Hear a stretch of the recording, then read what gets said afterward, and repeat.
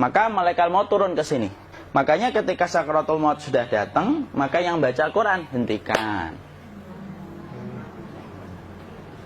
Kenapa? Oh, memang gitu ya.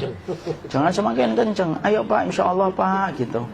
Al-Baqarah Pak, Al-Baqarah Pak. Al-Kahfi, Al-Kahfi. Enggak lah. Yang baca Quran berhenti dulu. Kemudian digantikan dengan kita mentalkin. Antum agak ke sana dikit. Masya Allah ya. Orang yang meninggalnya kooperatif ini.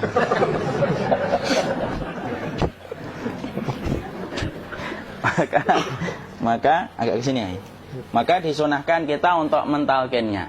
Nanti ketika mentalkin jangan terlalu sering, jangan terlalu membebani.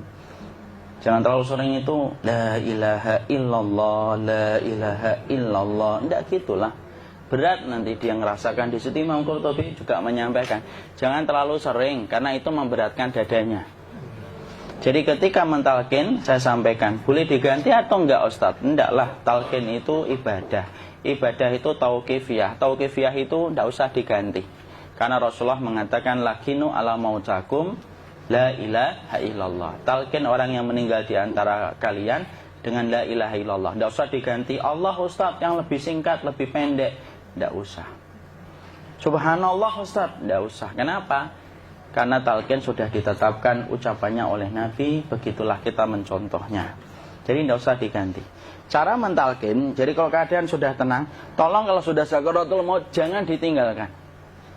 Karena sesungguhnya pertempuran setan itu pada detik-detik kematian semacam ini. Dan betul-betul berusaha untuk menjadikan dia murtad. Nanti makanya di situ di buku nanti dibahas kan, pertempuran setan itu sampai detik-detik orang mau mati itu sudah ayo kufur, murtad aja tuh, kamu sakit kan? Nah, itu kayak gitu. Makanya jangan ditinggal. Capek gitu kok nggak meninggal gitu ya. Udah gantian mas. Dan jangan kemudian meninggalkannya. Mangkat dulu gitu. Udahlah, janganlah. Terus ditampingi terus. Kalau bisa ya sudahlah, berikan waktunya kita untuk sementara waktu itu betul-betul berkhidmah kepada orang yang kita cintai terakhir kalinya. Cara kita kemudian mentalkin adalah, yaitu adalah di sebelah kanannya la ilaha illallah. Biarkan dia mencerna dulu, tidak usah buru-buru kemudian kita langsung nimpali lagi. Dia mencerna dulu sembari kita doakan, peluk, ya Allah dimudahkan gitu.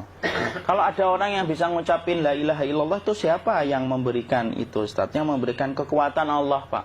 Karena ngomong aduh aja sudah tidak mampu. Makanya Allah berfirman dalam surat Ibrahim, yusabbitullahu alladhina amanu bil qawli tsabit fil hayatid dunya wa fil akhirah. Allah teguhkan perkataan orang yang beriman dalam kehidupan dunia dan akhirat. Dunia itu ya ketika menjelang kematiannya. Makanya dia bisa ngomong la ilaha illallah. Sebenarnya ngomong aduh aja udah gak mampu. Kalau bisa ngomong, dia pasti ngomong aduhnya dulu. Tapi Allah yang menggerakkan. Ngomong la ilaha illallah. Makanya mangkana akhiru kalamihi la ilaha illallah dakhalal jannah. Barang siapa akhir kalamnya itu adalah la ilaha illallah, pasti masuk surga. Makanya kita lagi la ilaha illallah. Dah. Cara dulu. Enggak usah minta diburu-buru ya. Enggak usah gini. Ayo la ilaha illallah. Ayo.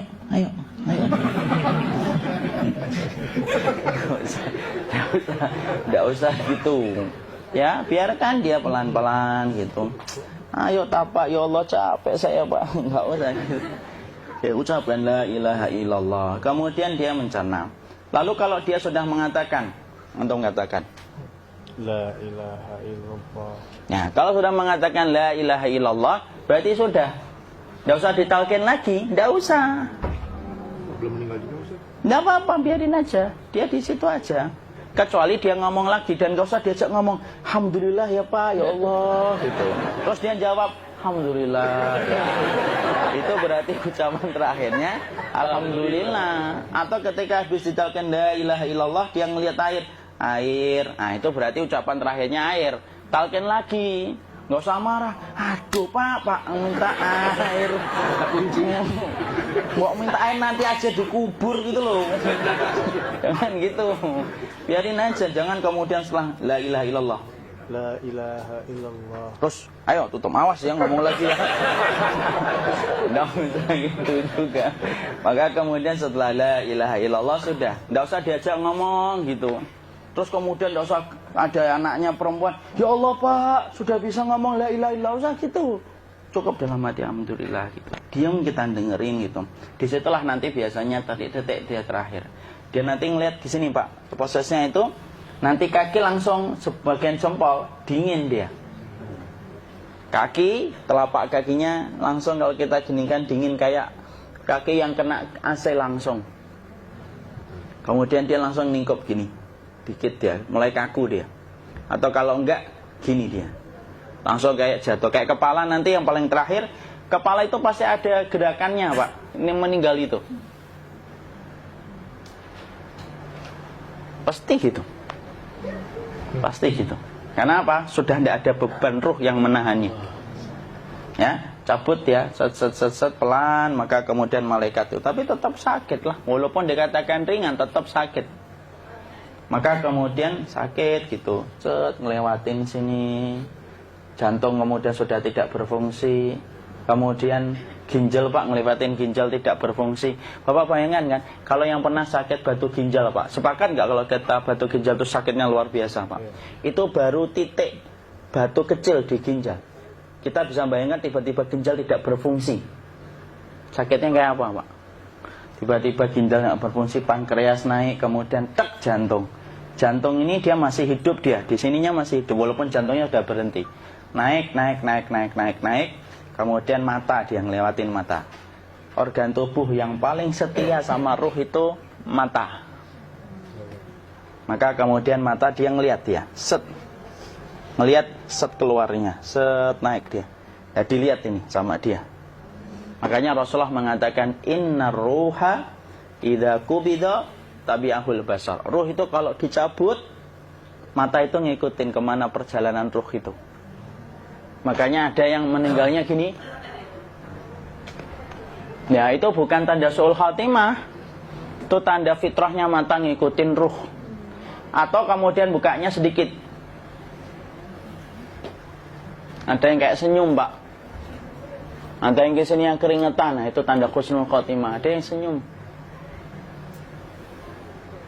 Jadi sakitnya setelah selesai itu plong gitu loh. Makanya kemudian ada yang tersenyum. Maka itu tanda. Kalau kita ngelihat orang yang membuka mata kayak gini, tidak usah takut. Cepat-cepat kemudian kita nanti tutup. Biasanya kalau terlalu lama, itulah yang menjadikan ini tidak bisa ditutup. Makanya harus pakai kapas akhirnya. Karena apa? Karena pas meninggal nggak langsung ditutup. Biasanya karena perawat takut, dokternya juga nggak tahu itu, dibiarin itu. Makanya ada beberapa mata yang ditutup pakai tensoplas kan? Sebenarnya kalau langsung bisa nutup dia, fitrahnya nutup mata itu. Jadi kemudian kita baca Allahumma firlahu warhamhu wa'afihi wa'fu'anhu atau bismillah wassalatu wassalamu ala rasulillah, tutup. Bismillah. Tidak usah takut. Kecuali buka lagi ya, ini baru kita kabur bareng. Kalau buka lagi Pak, Insya Allah Pak, ya Allah ya kita kabur bareng-bareng Pak. Diusap Pak, diusap gini. Ini enggak disenggol gini enggak. Begini kan, sudah meninggal dunia. Tangan boleh begini, boleh diluruskan, enggak ada ketentuannya. Boleh gini, boleh kemudian lurus. Enggak usah disalahin kalau ada yang lurus. Lu itu tangannya gimana sih? Posisikan kayak sholat. Enggak ada perintah kayak gitu. Jadi kemudian dikondisikan saja. Terus maka kemudian dipijit-pijit, akiknya dikeluarin. Kemudian jamnya dilepas, gigi palsunya dilepas kalau ada, ya. Kemudian apa setelah itu? Coba buku.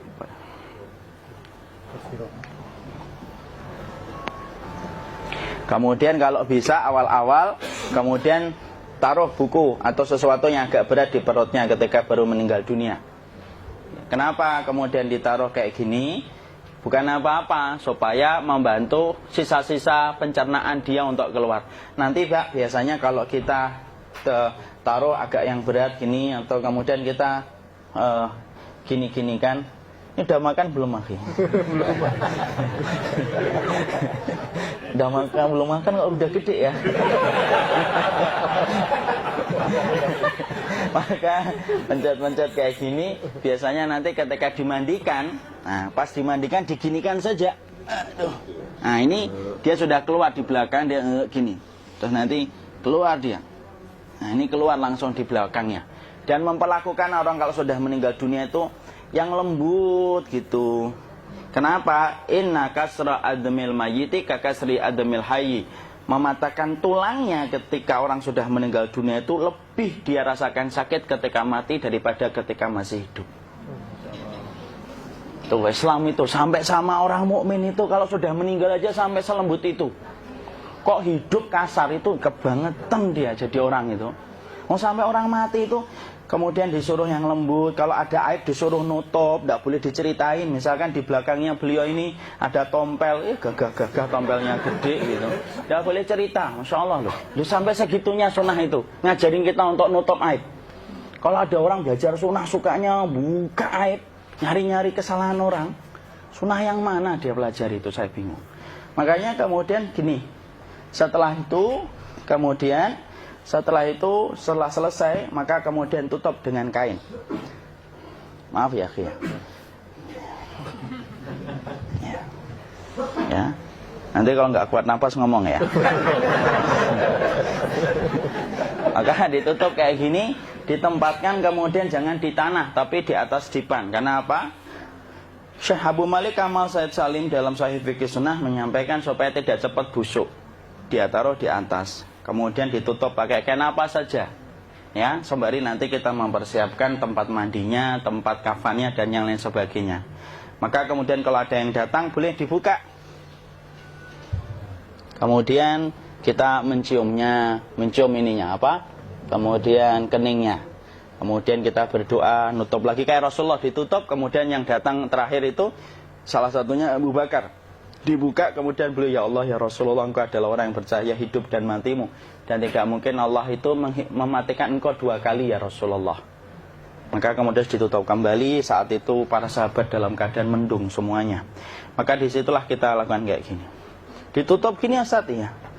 Kasihan tidak bisa napas, insya Allah tidak butuh napas lagi. Jadi kemudian kita semacam ini, kita persiapkan apa yang bisa kita lakukan.